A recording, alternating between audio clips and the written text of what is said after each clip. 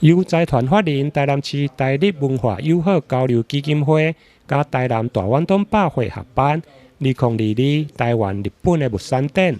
，2月1号上午举行开幕式。这届邀请到日本的鸟取县、日本海沿岸上大渔业城市所出产的千代酒的清酒，以及酒标上上知名的放假、鬼太郎图案、纯米银酿的一口杯。以及杯啊、甲酒器等工艺品。今天我们特别邀请了鸟取县的这个很好的 whisky， 还有其他的清酒。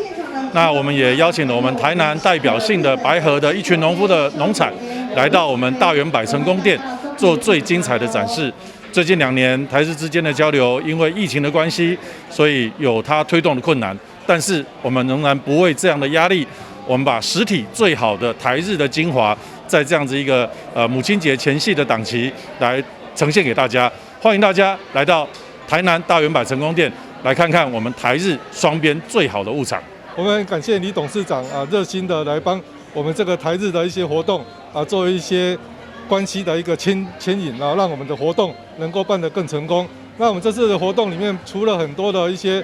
清酒以外，还有一些酒器，然后另外当然还有一些所谓刚才有提到的一个很特别的威士忌，我想在日本的威士忌，这是大家一定要来品尝看看的。那我们活动是一直到5月8号，那希望各位好朋友有空的话，可以到台南大圆百6楼场地来参观选购。除了日本的物产，另外鸟取县因为类似台湾的后山同款，因此台南也推出白河地区的物产，有莲藕粉、莲花茶，加台南的月光米顶。该展览对今日起一直到5月8号，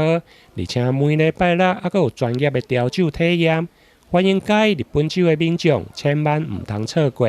台南新闻联播采访报道。